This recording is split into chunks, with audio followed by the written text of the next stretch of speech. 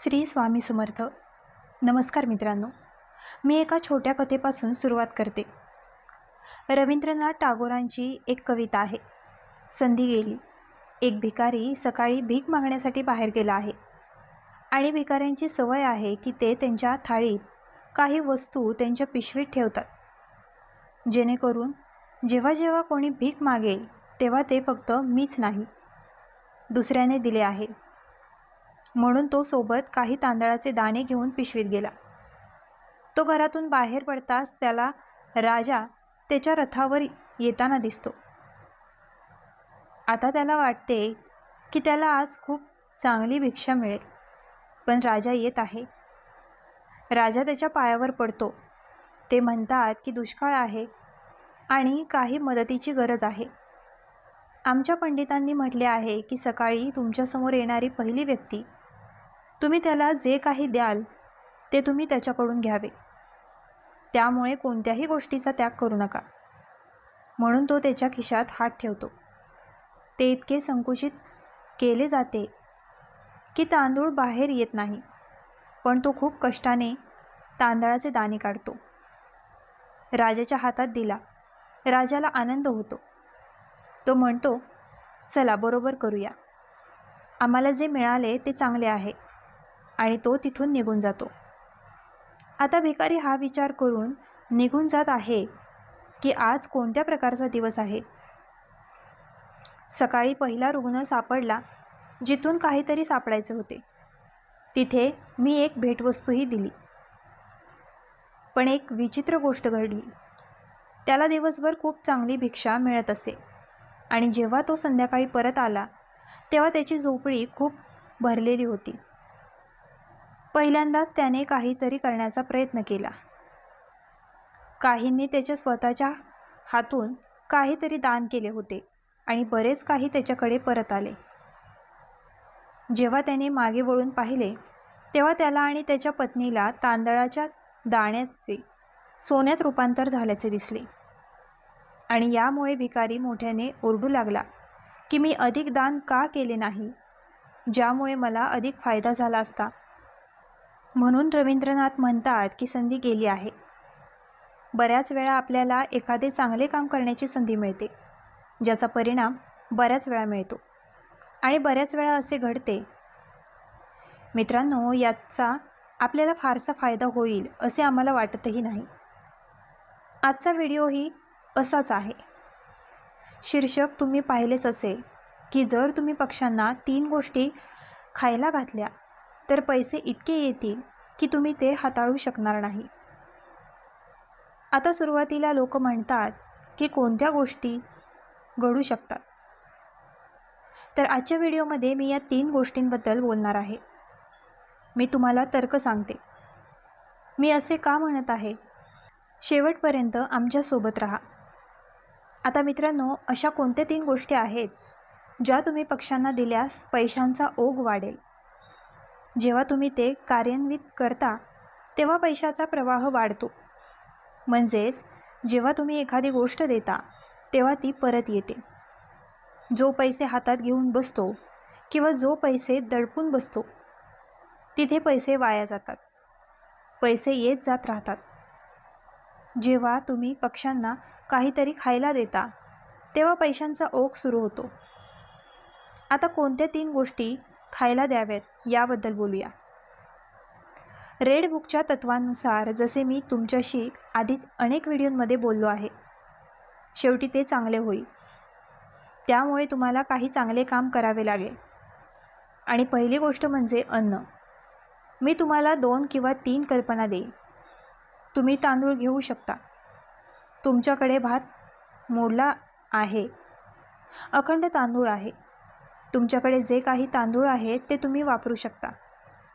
ज्वारी, बाजरी, मका यांपैकी कोणत्याही गोष्टी तुमच्या मते आहेत, कारण हे सामान्य पक्षी या सर्व गोष्टी खातात आणि बाजरी खूप चांगले खातात. आता सर्वात आधी जेव्हा तुम्ही नियमितपणे मुठभर धान्य देखील बाहेर काढायला सुरुवात केली. अन्न म्हणजे काय? अन्न हा तुमच्या जीवनाचा प्रवाह आहे. अन्न म्हणजे काय? त्यामुळे त्यांना ऊर्जा मिळेल. आता जेव्हा तुमच्या बाजूला मुठी आली तेव्हा तुम्ही काय केले? तांदूळ, ज्वारी, बाजरी असो, मुठभर धान्य घ्या आणि तुम्हाला पक्षी आढळतील अशा कोणत्याही शेतात किंवा ठिकाणी जा. त्यामुळे तुम्ही फक्त त्यांना खायला दिले नाही, तुम्ही ते जीवन देखील आहात, ज्याला तुम्ही जीवन देत आहात. आणि जेव्हा तुम्ही तुमच्या बाजूने काहीतरी देण्यास सुरुवात करता, रवींद्रनाथाच्या कथेबद्दल मी तुम्हाला जे सांगितले ते मी सांगितले की ते जे देतात ते बरेच वेळा परत करतात. पहिल्यांदाच असे घडले की तुम्ही तुमच्या स्वतःच्या हातांनी काहीतरी दिले. जेव्हा तुम्ही तुमच्या हाताने देता तेव्हा काहीही आपोआप परत येत नाही, कारण देऊन मानव वाढतात. आणि तुम्ही पक्ष्यांचा विचार करता, लहान प्राण्यांचा विचार करता, गाई मातेला खाऊ घालत आहात.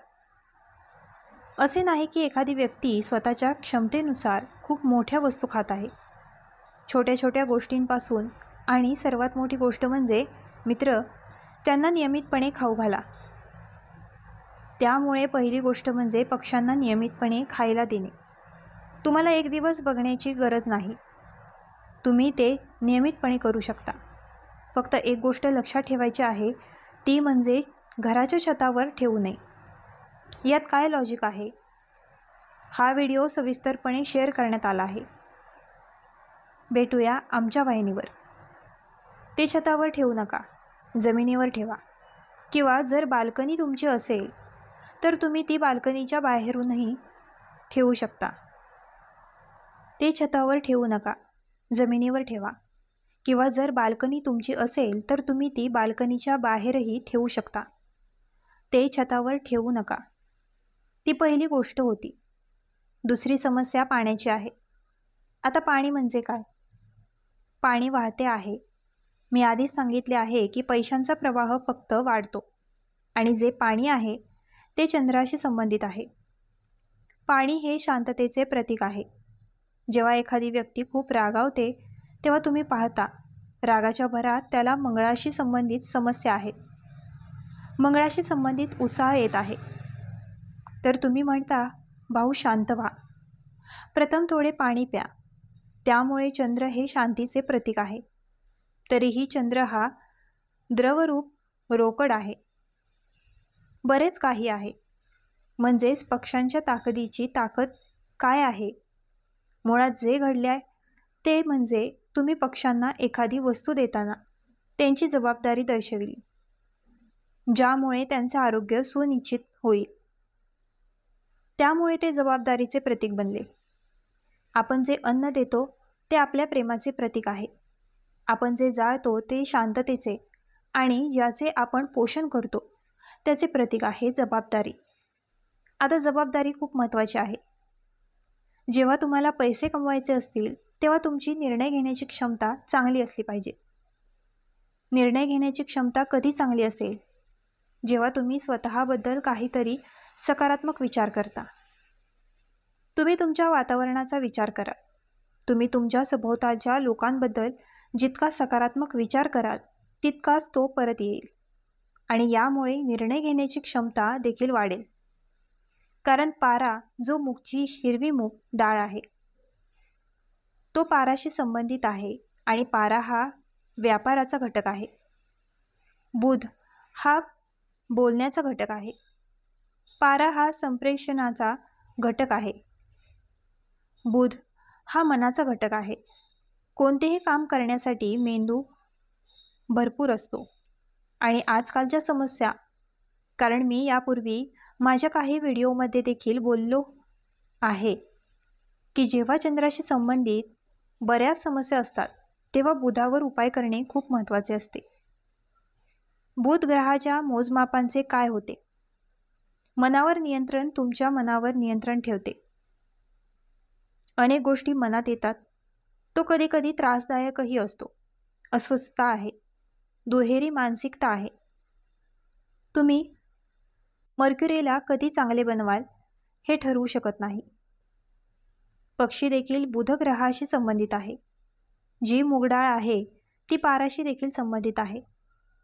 जेव्हा तुम्ही त्यांना नियमितपणे आहार देण्यास सुरुवात केली, तेव्हा तुमच्या बुधग्रहाचे परिणाम आपोआप चांगले झाले आणि सर्व ग्रह बुधग्रहासोबत फिरतात. सर्व ग्रह एकाच गोलार्धात फिरतात.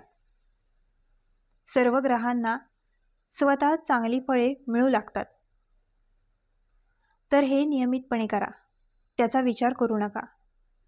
सुरुवातीला मित्रांनो, बऱ्याच वेळा असे घडते की जेव्हा आपण उपाययोजना करतो तेव्हा आपण या व्यक्तीला सांगत नाही की भाऊ, तुमचा ग्रह ठीक होईल किंवा हेच कारण आहे. पण जसजसे तुम्हाला त्याची सवय होते तसतसे तुम्हाला दिसेल की या छोट्याशा कृतींमुळे मी सकाळी उठलो, मी एका पक्षासाठी अन्न ठेवले, त्यांच्यासाठी काहीतरी करणे हे माझे कर्तव्य आहे असे मला वाटले. त्यामुळे हेच तुम्हाला इतके मोठे आणि तुमचे विचार इतके मोठे बनवते. कोणती तुमची मानसिकता किंवा तुमचे प्रेम आहे जे विराटच्या दिशेने वाढू लागते. कारण पैसा आपोआप येतो. पैसा तिथेही येतो जिथे त्याला माहीत असते की त्याचा योग्य वापर केला जाईल. पैशाचा ओघ आणि बाहेर पडण्याची शक्यता देखील वाढते. त्यामुळे मित्रांना नक्कीच फायदा होईल. आपण अनेकदा ऐकतो की निसर्गाला जे काही दिले जाते ते अनेक पटींनी परत येते. कारण निसर्गाचा नियम आहे प्रवाह. जिथे प्रवाह थांबतो तिथे अडथळे निर्माण होतात. पैसा असो, प्रेम असो, ज्ञान असो किंवा ऊर्जा असो, प्रत्येक गोष्ट चालत राहिली तरच तिचे महत्त्व वाढते. एक गोष्ट लक्षात घ्या, पक्षी कधीही साठवून ठेवण्यासाठी जगत नाही. ते सकाळी उठतात, निसर्गावर विश्वास ठेवतात आणि त्यांना जे मिळते त्यातून त्यांचे जीवन चालते. म्हणून जेव्हा आपण एखाद्या पक्ष्याला अन्न देतो तेव्हा आपण फक्त एका जीवाची भूक भागवत नाही, तर आपल्या मनातील दयेची भावना जागृत करत असतो. मित्रांनो, अनेक परंपरांमध्ये धान्याला खूप महत्त्व दिले गेले आहे. धान्य म्हणजे जीवनाचे प्रतीक मानले जाते. कारण एका छोट्याशा दाण्यामध्ये संपूर्ण जीवनाची शक्ती दडलेली असते.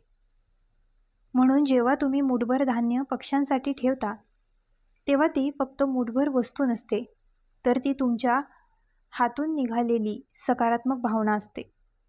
आता प्रश्न येतो की कोणते धान्य द्यावे. तुम्ही तांदूळ देऊ शकता. तांदूळ हा शांततेचे आणि समाधानाचे प्रतीक मानला जातो. तुम्ही ज्वारी, बाजरी, गहू, मका किंवा इतर धान्य देखील देऊ शकता. पक्ष्यांना जे सहज मिळेल आणि जे त्यांच्यासाठी योग्य असेल ते द्या. पण एक गोष्ट महत्त्वाची आहे, फक्त एक दिवस करून विसरू नका. कारण कोणत्याही चांगल्या कृतीची शक्ती नियमिततेमध्ये असते. जसे आपण रोज शरीरासाठी अन्न घेतो तसेच आपल्या मनासाठी आणि विचारांसाठी चांगल्या कृतींची गरज असते. जेव्हा तुम्ही रोज सकाळी उठून पक्ष्यांसाठी थोडे अन्न ठेवता तेव्हा तुमच्या मनात एक भावना तयार होते की मी फक्त स्वतःसाठी जगत नाही, माझ्या आजूबाजूला इतर जीव आहे आणि त्यांची देखील काळजी घेणे ही माझी जबाबदारी आहे. ही भावना हळूहळू तुमचा स्वभाव बदलते. मित्रांनो, पैसा फक्त कमाईने वाढत नाही, पैशांचा योग्य वापर करण्याची बुद्धी देखील महत्त्वाची असते. अनेक लोक पैसे कमवतात पण टिकवू शकत नाही, कारण पैसा हाताळण्यासाठी योग्य विचार आणि निर्णय क्षमता लागते. आणि निर्णय क्षमता वाढवण्यासाठी मन शांत असणे आवश्यक आहे. म्हणूनच पाणी देण्याची परंपरा देखील अनेक ठिकाणी महत्त्वाची मानली जाते. उन्हाळ्यात एक छोटासा पाण्याचा कटोरा एखाद्या पक्ष्यासाठी जीवनदान ठरू शकतो. तुम्ही घराबाहेर, बाल्कनीत किंवा योग्य सुरक्षित जागी पक्ष्यांसाठी पाणी ठेवू शकता. पाणी म्हणजे प्रवाह. पाणी जिथे थांबत नाही तिथे ताजेपणा राहतो. त्याचप्रमाणे आपल्या जीवनातही विचारांचा प्रवाह सकारात्मक राहिला पाहिजे. तर मित्रांनो, आजचा हा व्हिडिओ तुम्हाला कसा वाटला आम्हाला कमेंट करून नक्की सांगा. आणि आमच्या ग्लो मराठी चॅनलला लाईक, शेअर, सबस्क्राईब आणि हाईप करायला विसरू नका.